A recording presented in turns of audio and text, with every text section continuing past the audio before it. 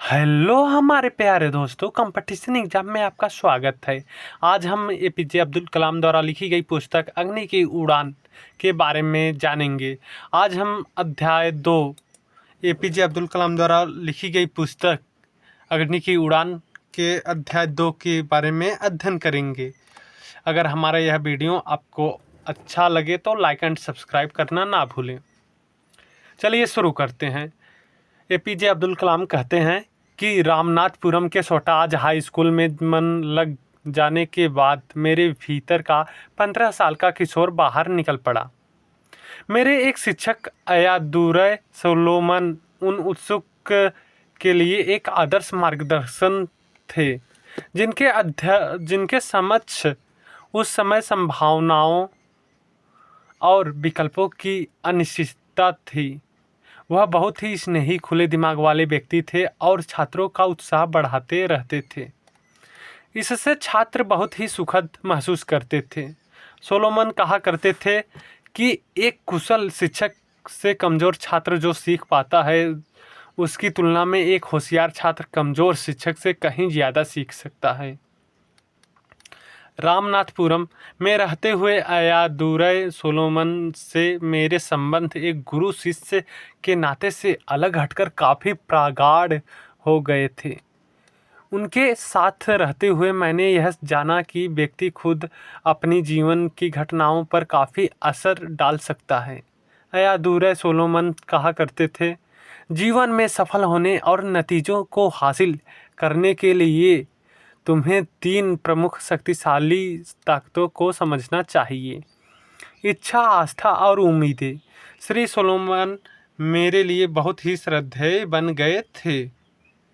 उन्होंने ही मुझे सिखाया कि मैं जो कुछ भी चाहता हूँ, पहले उसके लिए मुझे तीव्र कामना करनी होगी। फिर निश्चित रूप से ही मैं आकाश एवं पक्षियों के उड़ने के रहस्यों के प्रति काफ़ी आकर्षित था। बचपन से ही मैं आकाश एवं पक्षियों के उड़ने के रहस्यों के प्रति काफ़ी आकर्षित था। मैं सारस को समुद्र के ऊपर मंडराते और दूसरे पक्षियों को ऊंची उड़ानें भरते हुए देखा करता था। हालांकि मैं एक बहुत ही साधारण स्थान का लड़का था, लेकिन मैंने निश्चय किया कि एक दिन मैं भी आकाश में ऐसी ही उड़ानें भरूंगा।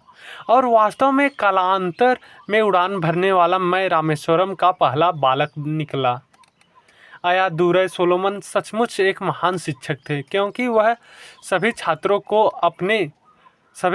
को उनके भीतर छिपी शक्ति एवं योग्यता का आभास कराते थे। सोलोमन ने मेरे स्वाभिमान को जागाकर एक ऊंचाई दी थी और मुझे एक ऐसा माता पिता के बेटे जिन्हें शिक्षा का अवसर नहीं मिल पाया था, वह आश्वस्त कराया कि मैं भी अपनी उन आकांक्षाओं को पूरा कर सकता हूँ जिनकी मैं इच्छा रखता हूँ। वे कहा करते थे, निष्ठा एवं विश्वास से तुम अपनी नियति बदल सकते हो। बात उस समय की है जब मैं चौथी फार्म में था।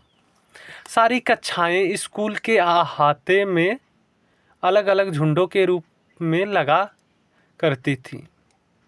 एक दिन मेरे गणित के शिक्षक रामकृष्ण अय्यर एक दूसरी कक्षा को पढ़ा रहे थे। अनजाने में ही मैं उस कक्षा से होकर निकल गया।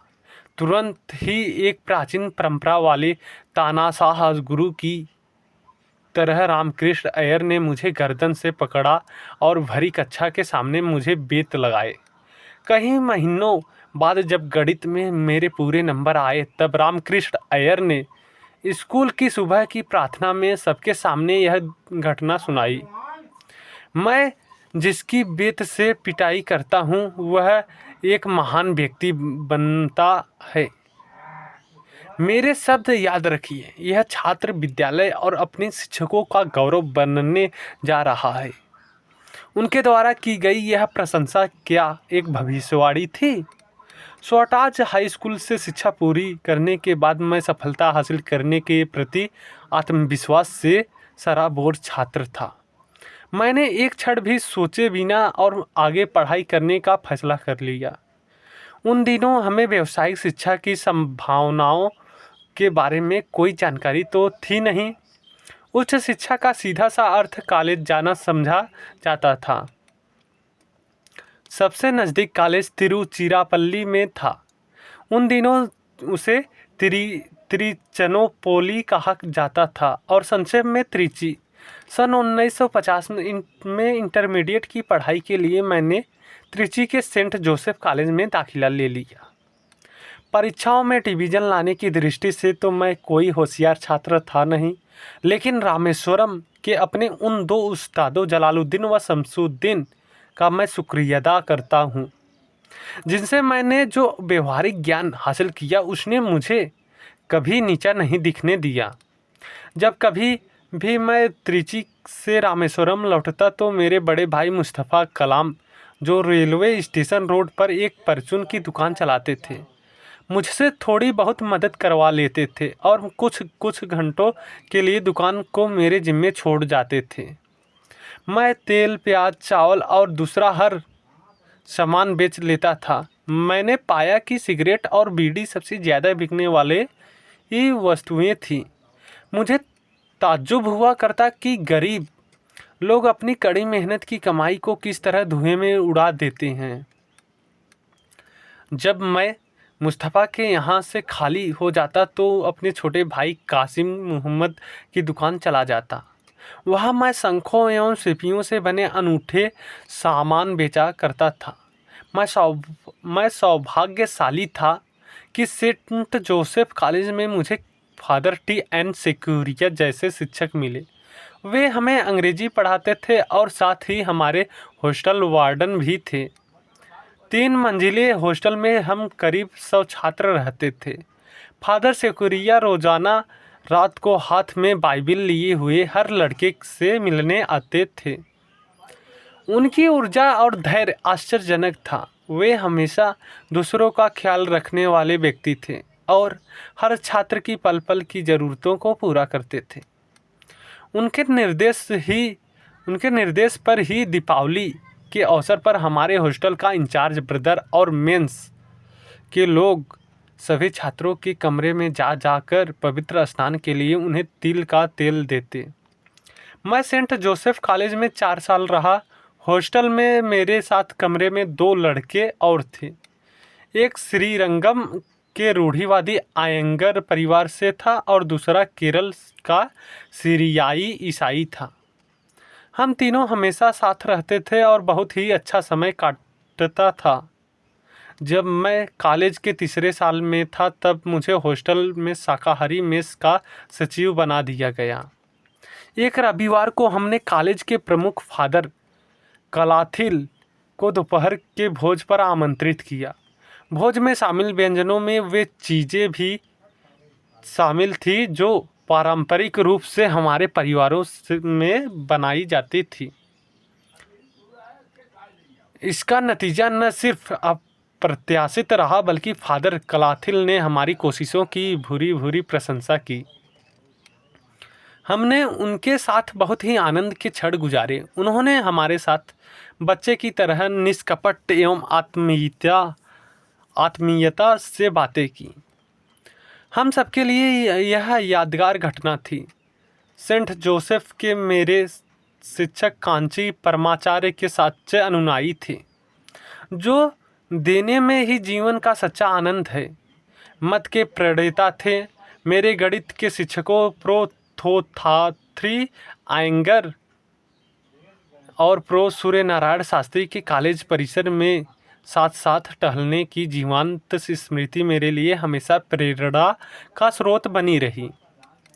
जब मैं सेंट जोसेफ कॉलेज के अंतिम वर्ष में था तभी मुझे अंग्रेजी साहित्य पढ़ने का चस्का लगा। मैंने टॉलस्टॉय, स्कॉट और हार्डी को पढ़ना शुरू किया। उसके बाद दर्शन की ओर झुकाव हुआ तथा उस पर काम भी किया। यह वह समय था जब भौतिकी शास्त्र में मेरी गहरी रुचि हो गई थी। सेंट जोसेफ के मेरे भौतिकी के शिक्षकों प्रो चिन्ना दुर्रे और प्रो कृष्णमूर्ति ने परमाणुवी भौतिकी के अध्यायों में मुझे पदार्थों के अर्धजीवन काल का अवधारणा और उनके रेडियो एक्टिव क्षय के बारे में ज्ञान कराया।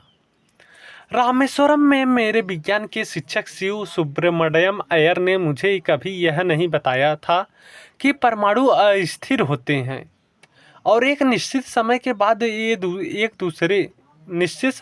ये दूसरे परमाणु में परिवर्तित हो जाते हैं। यह सब मैं पहली बार ही जान रहा था, लेकिन जब उन्होंने मुझे हर पल कड़ा परिश्रम करने की बात कही, क्योंकि सभी यौगिकों पदार्थों का क्षय अपरिहार्य है, तो मुझे लगा क्या वे एक ही तथ्य के बारे में बात नहीं कर रहे थे। मुझे आश्चर्य होगा कि कुछ लोग विज्ञान को इस तरह से क्यों देखते हैं जो व्यक्ति को ईश्वर से दूर ले जाए। जैसा कि मैंने इसमें देखा कि हृदय के माध्यम से ही हमेशा विज्ञान तक पहुंचा जा सकता है। मेरे लिए विज्ञान हमेशा आध्यात्मिक रूप से समृद्ध होने और आत्मज्ञान का रास्ता रहा। मैं ब्रह्मांड विज्ञान के बारे में खूब उत्सुकता से किताबें पढ़ा करता हूँ तथा खगोलीय पिंडों के बारे में अधिक से अधिक जानने में मुझे बहुत आनंद आता है। कई मित्र मुझसे अंतरिक्ष उड़ानों से संबंधित प्रश्न पूछ लेते हैं और कई बार चर्चा ज्योतिष में चली जाती हैं। ईमानदारी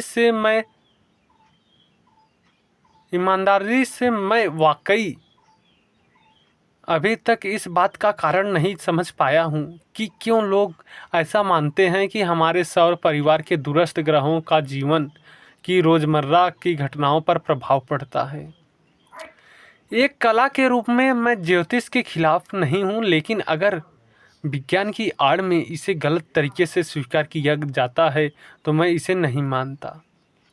मुझे नहीं पता कि ग्रहों, नक्षत्रों, तारामंडलों और यहाँ तक कि उपग्रहों के बारे में इन मिथकों ने कैसे जन्म लिया।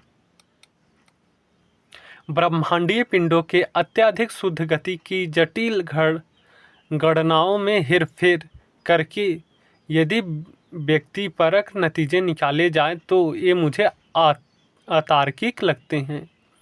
जैसे मैं देखता हूँ कि पृथ्वी ही सबसे शक्तिशाली एवं ऊर्जावान ग्रह है। जॉन मिल्टन ने इसे पैराडाइज लॉस्ट पुस्तक 8 में बड़ी ही खूबसूरती से व्यक्त किया है। होने दो सूर्य को दुनिया का केंद्र और सितारों की धुरी, मेरी यह धरती कितनी गरिमामय, धीमे धीमे घूमे 3 अलग धुरियों पर। इस ग्रह पर आप जहाँ भी जाते हैं वहाँ गति और जीवन है। वैसे ही निर्जीव वस्तुओं जैसे चट्टानों, धातुओं, लकड़ी, चिकनी मिट्टी में भी आंतरिक गतिशीलता विद्यमान है। हर नाभिक के चारों ओर इलेक्ट्रॉन चक्कर काट रहे हैं। नाभिक इन इलेक्ट्रॉनों को अपने चारों ओर बांधे रखता है। इसकी प्रतिक्रिया से इलेक्ट्रॉन उसके चारों ओर घूमते रहते हैं और यही इस बात का स्रोत है। इलेक्ट्रॉनों को बांधे रखने वाले यही विद्युत बल इन्हीं ज़्यादा से ज़्यादा करीब लाने की कोशिश करते हैं। इलेक्ट्रॉन एक निश्चित ऊर्जा वाले उस पृथक कण के रूप में है जो नाभिक से बंधा हुआ है। इलेक्ट्रॉन पर नाभिक की पकड़ जितनी मजबूत होगी, कक्षा में इलेक्ट्रॉनों की गति भी उतनी ही तीव्र होगी। वास्तव में यह गति 1000 किलोमीटर प्रति सेकंड तक की होती है। उससे अत्यधिक वेग के कारण परमाणु एक ठोस गोले की भांति नजर आता है। जैसे तेज गति से घूमता पंखा एक थाली की तरह दिखता है। परमाणुओं की ओर संपिंडित करना या कहे कि एक दूसरे की और करीब लाना बहुत ही मुश्किल है और यही किसी पदार्थ का भौतिक स्वरूप होता है।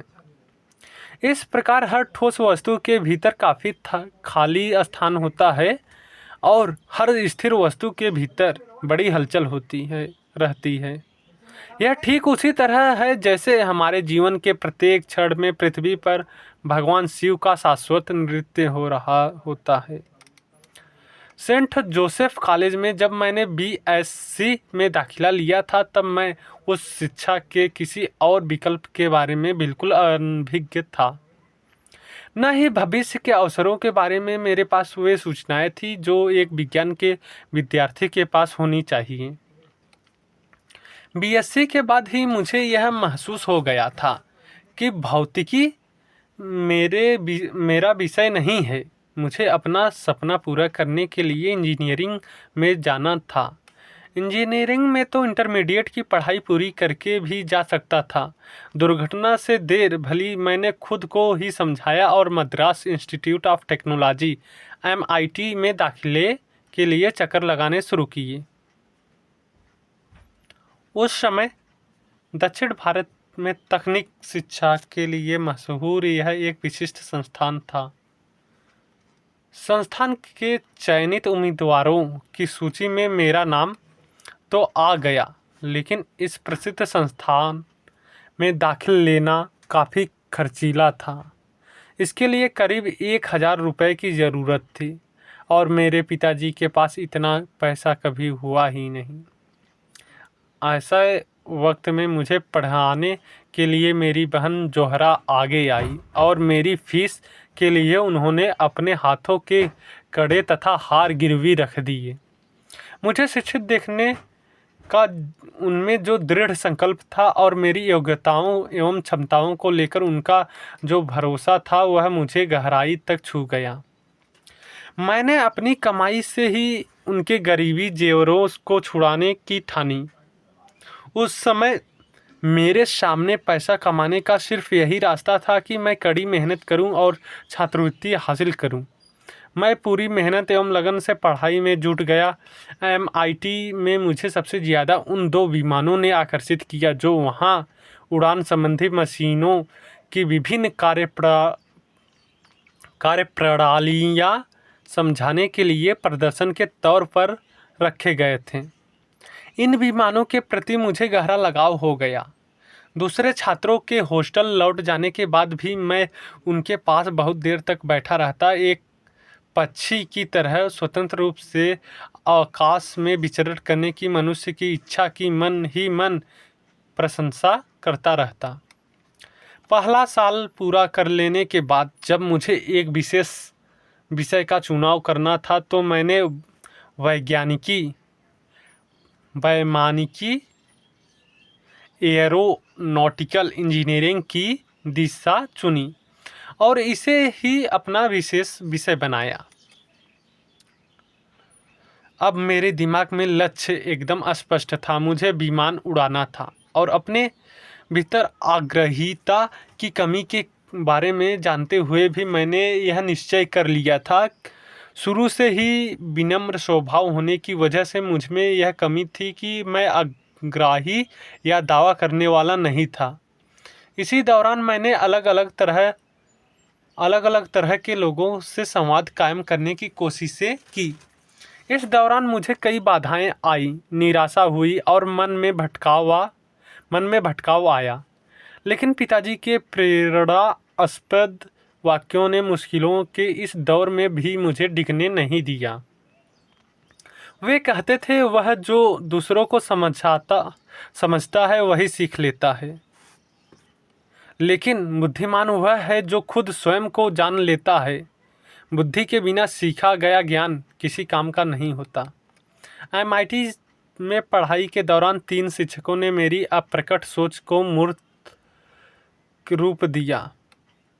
उन तीनों के संयुक्त MIT में पढ़ाई के दौरान 3 शिक्षकों ने मेरी अप्रकट सोच को मूर्त रूप दिया। उन तीनों के संयुक्त योगदान से ही वह नींव पड़ी जो आगे चलकर मेरा व्यावसायिक कार्य क्षेत्र बनी। वे 3 शिक्षक थे, प्रो स्पांडर, प्रो KAB पंदलाई और प्रो नरसिंह राव। इनमें प्रत्येक शिक्षक अलग अलग क्षेत्रों में विलक्षण व्यक्तित्व के धनी थे।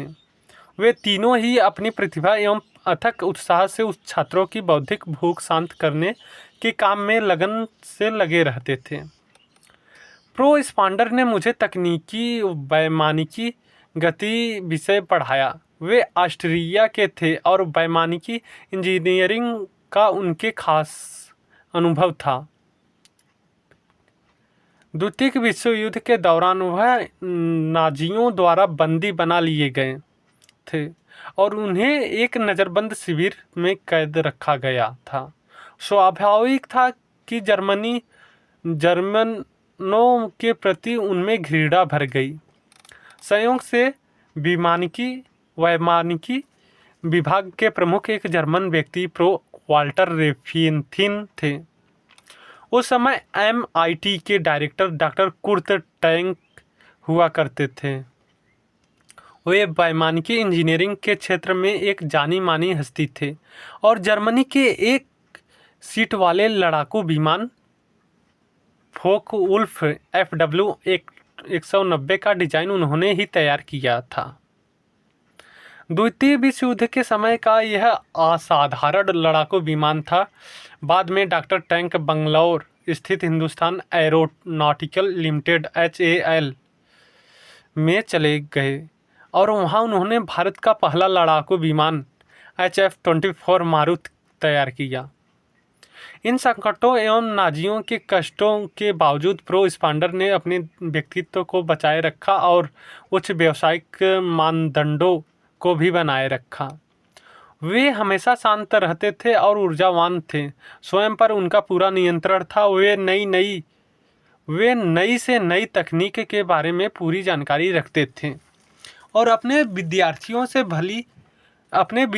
से भी यही उम्मीदें रखते थे कि वैमानिकी इंजीनियरिंग को अपना विषय चुनने से पहले मैंने उनसे विचार विमर्श किया था। उन्होंने मुझसे कहा कि किसी को भविष्य को लेकर कभी भी चिंता नहीं करनी चाहिए, बल्कि इसके बजाय ज़्यादा महत्वपूर्ण बात तो यह है कि पढ़ाई के लिए जो भी क्षेत्र चुना है उस विषय में पूरी मेहनत, उत्साह और धैर्य के साथ पढ़ाई करनी चाहिए। जैसा कि प्रो स्पांडर देखा करते थे, भारतीयों के साथ संकट शैक्षिक अवसरों की कमी या औद्योगिक बुनियादी ढांचे का नहीं था। संकट तो अनुशासन और अपने चुनाव को युक्ति संगत बनाने के बीच अलग करके देख पाने में नाकाम रहने का था। वैमानिकी ही क्यों, इलेक्ट्रिकल इंजीनियरिंग क्यों नहीं, मैकेनिकल इंजीनियरिंग क्यों नहीं। मैं खुद इंजीनियरिंग के सभी नए छात्रों से यह कहना चाहूँगा कि जब भी वे विशेष ज्ञता हासिल करने के लिए विषय का चुनाव करें तो उसमें देखने लायक ज़रूरी बात यह है कि उस विषय में उनकी भीतर से रुचि और अंतः प्रेरणा भी है कि नहीं। प्रो के AB पदनलाई ने मुझे arrow structure design and analysis विषय पढ़ाया था। वे एक बहुत ही खुशमिजाज दोस्ताना और उत्साही शिक्षक थे और हर साल अपने अध्यापन के तरीके में एक नयापन लेकर आते थे। ये प्रो पनदलाई ही थे जिन्होंने स्ट्रक्चरल इंजीनियरिंग के छिपे हुए तथा गोपनीय पहलुओं को पूरी तरह खोलकर हमारे समक्ष रखा।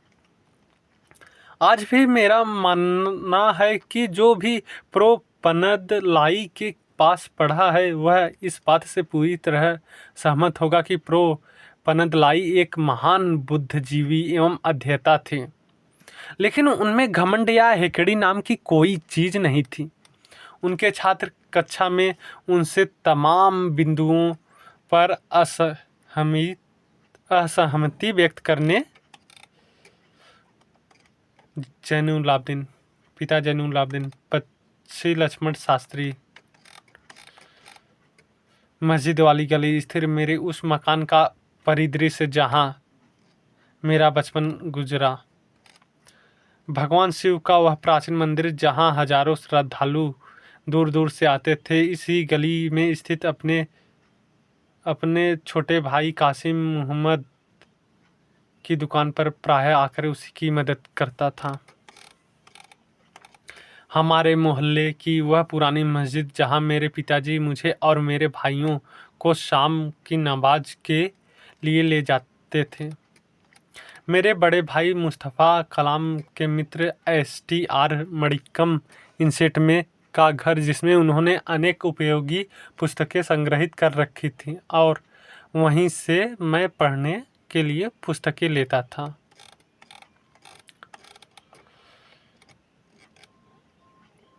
इंजीनियरिंग पढ़ते हुए मेरे द्वारा प्रयुक्त टी स्क्वायर की ओर इशारा करते हुए मेरे भाई।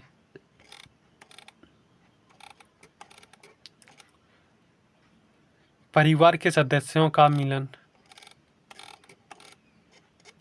रामनाथपुरम के स्वराज हाई स्कूल का बाहरी दृश्य दीवार पर लगे पट पर अंकित है। अपना समय व्यर्थ न जाने दो।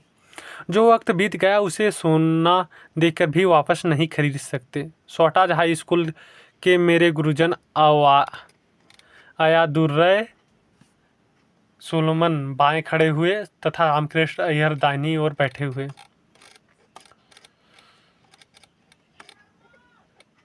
थुम्बा के रसोई समुदाय द्वारा प्रदत्त वह चर्च जो स्पेस रिसर्च सेंटर का प्रथम कार्यालय बना।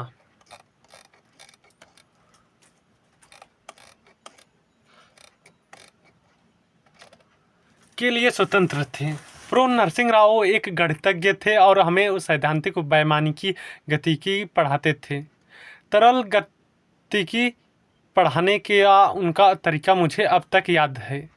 उनकी क्लास में पढ़ने के बाद मैंने गणितीय भौतिकी को दूसरा विषय बनाने का मन बनाया। अक्सर मुझसे कहा जाता था कि वैमानिकी डिजाइनों की समीक्षा के लिए मेरे नेफे में एक शैल चिकित्सा औजार सर्जिकल नाइफ रहता है। अगर प्रो राव की कृपा नहीं होती और वैमानिकी गतिकी के समीकरणों का हल निकालने के लिए वे मुझे प्रेरित नहीं करते तो मेरे पास यह विलक्षण औजार नहीं होता। वैमानिकी एक बहुत ही मज़ेदार एवं रुचिकर विषय है जिसमें एक उन्मुक्तता है, आज़ादी है।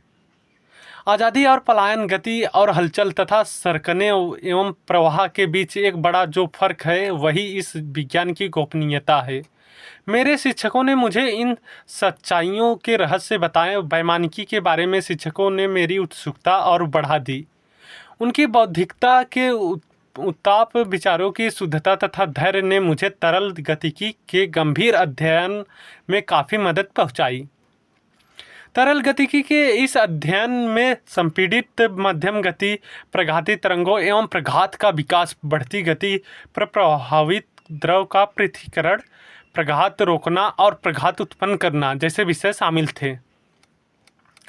धीरे धीरे मेरे मस्तिष्क में ढेर सारी जानकारियां जमा हो गई। हवाई जहाज़ों के नए नए रूप विभिन्न तरह से सामने आने लगे। द्वितल विमान, बाई प्लेन, एक तलीय विमान, मोनोप्लेन, बिना पिछले हिस्से वाले विमान, tailless plane, delta wing plane, इन सब की महत्ता मेरे लिए बढ़ती जा रही थी। मेरे तीनों शिक्षक जो अपने अपने विषय के दिग्गज थे मेरा इस बारे में ज्ञान और बढ़ाने में मदद करते। मेरा तीसरा और MIT में अंतिम वर्ष एक संक्रमण वर्ष के रूप में था तथा मेरे आने वाले जीवन में इसका गहरा असर पड़ता था। उन दिनों पूरे देश में राजनीतिक समक्ष बनवाने और औद्योगिक प्रयासों की एक नई बयार आई हुई थी। मैंने ईश्वर में अपने विश्वास की परीक्षा ली और यह जानना चाहा कि क्या यह वैज्ञानिक सोच प्रकृति के तरीकों में कहीं उचित साबित हो सकती है। इसके बाद जो स्वीकार्य विचार था वह यह कि सिर्फ वैज्ञानिक विधियां ही ज्ञान का एकमात्र सही रास्ता है। मुझे आश्चर्य हुआ यदि ऐसा है तो क्या पदार्थ ही अंततः वास्तविकता और आध्यात्मिक प्रक्रिया है, न कि पदार्थ की अभिव्यक्ति। क्या सभी नैतिक मूल्य आपस में एक दूसरे से जुड़े हैं? कोर्स पूरा होने के बाद मुझे नीचे आकर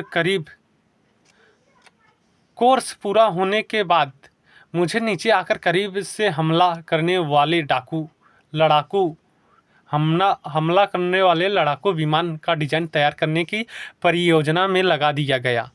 इस परियोजना में मेरे साथ 4 और साथी थे। मैंने वायुगतिकी डिज़ाइन को तैयार करने और उसकी ड्राइंग बनाने की जिम्मेदारी ली थी, जबकि मेरी टीम के साथियों को विमान के प्रणोदन, संरचना नियंत्रण और उपकरणों का डिज़ाइन तैयार करने का काम सौंपा गया था। एक दिन मेरे डिज़ाइन शिक्षक श्रीनिवासन ने, जो उस समय MIT के निर्देशक थे, मेरे काम की समीक्षा की और उसे निराशाजनक बताते हुए इस पर अपना असंतोष व्यक्त किया। काम में देरी के लिए मैंने उनसे कई बार माफ़ी मांगी और अपनी सफाई दी, लेकिन प्रो श्रीनिवासन ने एक नहीं सुनी। आखिरकार काम पूरा कर लेने के लिए मैंने उनसे 1 महीने का वक्त मांगा। कुछ क्षण के लिए उन्होंने मेरी ओर देखा और बोले, देखो नौजवान, आज शुक्रवार है, मैं तुम्हें 3 दिन का वक्त देता हूँ। अगर सोमवार सुबह तक मुझे यह ड्राइंग नहीं मिली तो तुम्हारी छात्रवृत्ति रोक दी जाएगी। मेरे मुंह से शब्द नहीं निकले। छात्रवृत्ति ही मेरा सब कुछ थी और अगर यह वापस ले ली जाती तो मैं एकदम असहाय हो जाता। मेरे सामने कोई दूसरा रास्ता नहीं था सिवाय इसके कि मैं उनके निर्देश के अनुसार अपना काम पूरा कर लेता। उस रात मैंने खाना नहीं खाया और रात भर ड्राइंग बोर्ड पर काम करता रहा। अगली सुबह सिर्फ घंटे भर के लिए समय निकाला, जिसमें तैयार होकर नाश्ता किया। रविवार की सुबह मेरा काम पूरा होने के करीब ही था, तभी अचानक मुझे लगा कि मेरे कमरे में कोई है। प्रो श्रीनिवासन दूर से खड़े मुझे देख रहे थे। वे सीधे जिमखाना से आ रहे थे और टेनिस के कपड़ों में थे तथा मेरा काम देखने के लिए ही यहाँ रुके थे।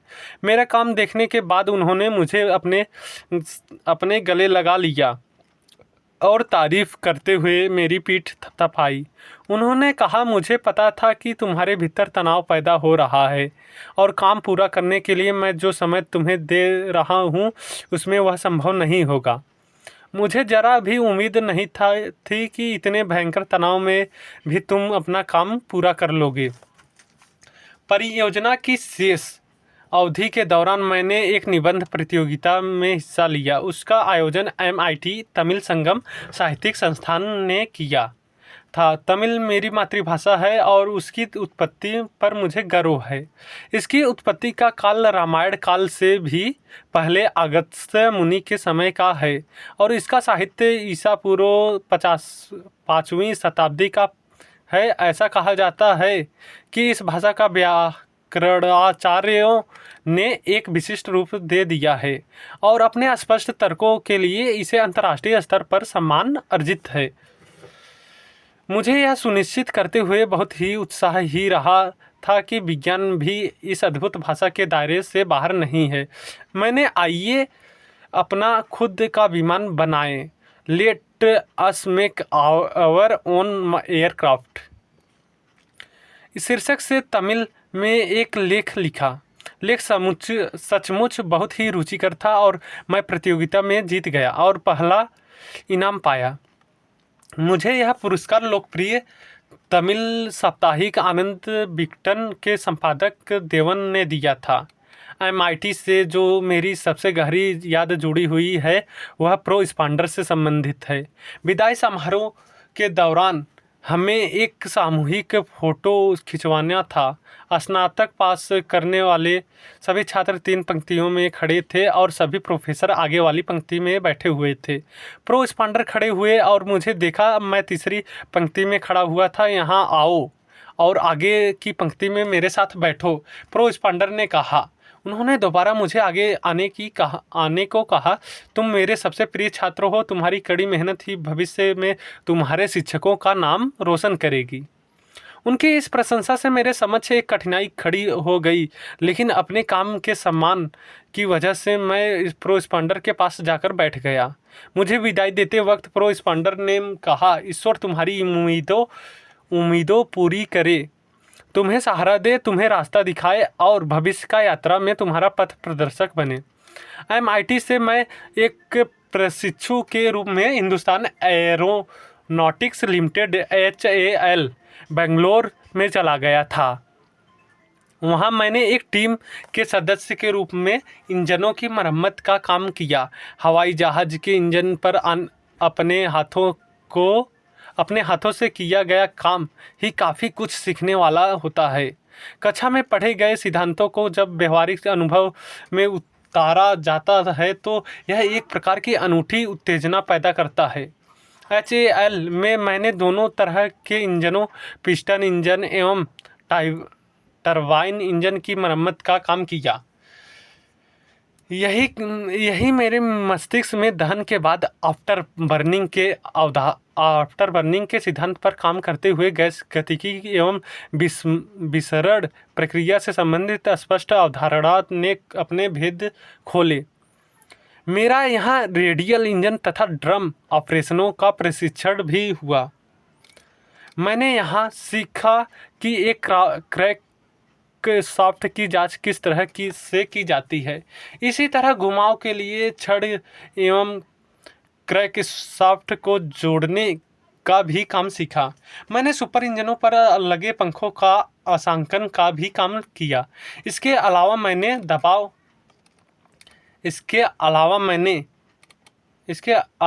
दबाव प्रणाली एवं त्वरण सहगति नियंत्रण प्रणाली एक्सेलरेशन कम स्पीड कंट्रोल सिस्टम को समझा तथा टर्बो इंजनों को वायु प्रवाह प्रणाली एयर स्टार्टर्स सप्लाई सिस्टम के बारे में भी जाना। पंखों से संबंधित प्रणालियां और इस प्रेरक इंजनों के बारे में समझना तो बहुत ही रुचिकर था। HAL के तकनीशियन जिस कुशलता एवं बारीकी के साथ ब्लेड एंगल नियंत्रण यानी बीटा कला का प्रदर्शन करते थे वह मुझे आज भी अच्छी तरह से याद है। न तो वे लोग बड़े विश्वविद्यालयों में पढ़े थे और न ही वे सिर्फ अपने इंजीनियर के सुझावों को आंख मूंदकर मान लेते थे। वे खुद अपने हाथों से कई वर्षों से यहाँ काम कर रहे थे और इसी से उन्हें यहाँ काम करने की एक स्वतः अंतः प्रेरणा महसूस होती थी। जब HAL से एक वैमानिकी इंजीनियर बनकर निकला तो मेरे सामने नौकरी के दो बड़े अवसर थे और दोनों ही मेरे वर्षों पुराने उड़ान के सपने को पूरे करने वाले थे। एक अवसर भारतीय वायुसेना का था और दूसरा रक्षा मंत्रालय के तकनीकी विकास एवं उत्पादन निदेशालय DTD&P एयर का। मैंने दोनों नौकरियों के लिए आवेदन किया और दोनों ही जगह से मुझे साक्षात्कार लिए बुलावा आया। वायुसेना में भर्ती होने के लिए मुझे देहरादून पहुंचना था और DTD&P एयर में साक्षात्कार के लिए दिल्ली जाना था। दक्षिण भारतीय तटीय इलाके के इस लड़के ने उत्तर जाने के लिए ट्रेन पकड़ी। गंतव्य 2000 किलोमीटर से ज़्यादा दूर था। अपनी मातृभूमि की विशालता से मेरा यह पहला सरोकार था। जय हिंद, जय भारत।